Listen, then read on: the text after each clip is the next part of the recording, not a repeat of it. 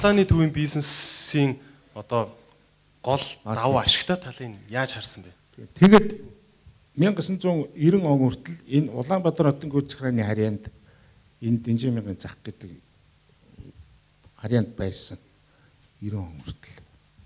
95 он хүртэл. Тэгэхэд эн чинь ганцхан бүтэн сая өдөр цугладаг. За тэгээ бүтэн сая өдөр л ерөөсөө оюутнууд за тэгээ янз бүрийн одоо боёнгийн жаргал сайхан өдөр бид нар чинь үе таан шиг ийм хүүхдүүд бүтэн сая өдрийг л хүлээгээд идэг.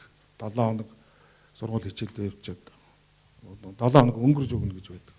Хурдхан шиг бүтэн сая өдөр болоосоо гээд нөгөө гард 8 их гэдэг тийм дээр. 7 хоногт нэг л удаа сургууль. За тэрийг бол нэгдүгээр сайн мэдэж байна. Нэг эний чинь 95 онд хувьчлан ихээр зэрэг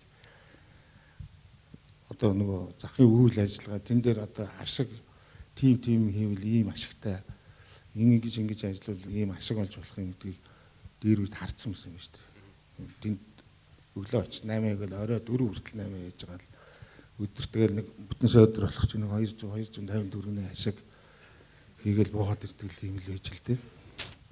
Тэгээ энийг өргөтгөхийнсэн гэдэг тийм бодол.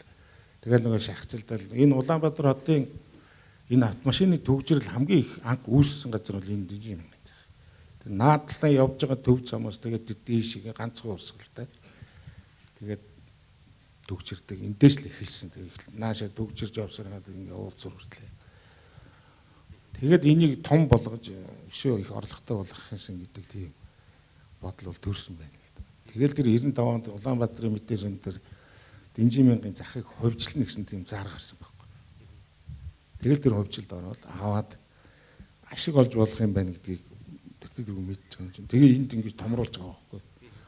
Тэгээ би Дэнжимгийн захаас лаавал энэ талбайгаараа эн чинь 5 дахин том юм уу? Дэнжимгийн зах чинь 4.3 гавь лөө 6.3 гавь лөө би одоо масчид. Тэг чи эн чинь 26 га. За тэгээд яавал хамгийн их ашиг олох уу гэдэг чинь өөрөө тэрийг асуугаад байх шиг байна. Нэгдүгээр хүм их цуглуулах хэрэгтэй. За хоёрдугаар тэр хойно тэгж их төгжирж ирсэн. Тэр төгжрлийг маш түрүүн тийм төгжрлгүй байх хэрэгтэй юм байна гэдгийг ойлгосон. За 8 ээж байгаа улсуудын бараа таварыг хурдан борлуулах хамгийн гол нь тэнд удаахгүй хурдан зарах тэр юун дээр ажиллах нь зөв юм байна гэдгийг би одоо мэдэж ойлгож л дээ. Одоо энэ Дэнжи юу энэ наран тулын 26 гагийн чинь ихэнх нь автомашины зогсоол байж байгаа. Худалдаа хийдэг тэр 2 сарвчтай хашаанаас гадна талынх нь машины талбай хамаагүй том. Илүү.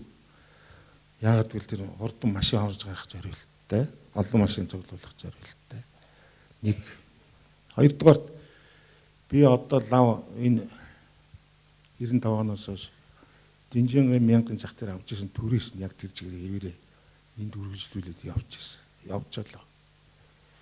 Би зүгээр ашиг хайгаад жил болгон ч юм уу 2 жил юм уу 3 жил болоод нэг шалтгаан хилээд бензиний үн нэмдэг ч юм уу цахилгааны үн нэмэгдэхэд үнийг нэмэлэх юм бол энэ дээр зарагдж байгаа хүнсний бүтээгдэхүүн тэр жижиглэнгийн таваар бараа таварын үн бол худалдаа хөгжүүлэл мэдээж нэмж таарна. Би бол зөв манай том эдийн засгч нар нэг энийг ойлгохгүй.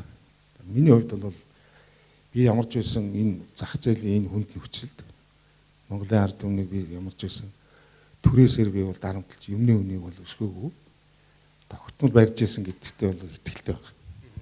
Тэрийг би одоо ерөн сүүлийн үед дуурж байгаа хүмүүст ойлгуулъя гэж бодож байгаа.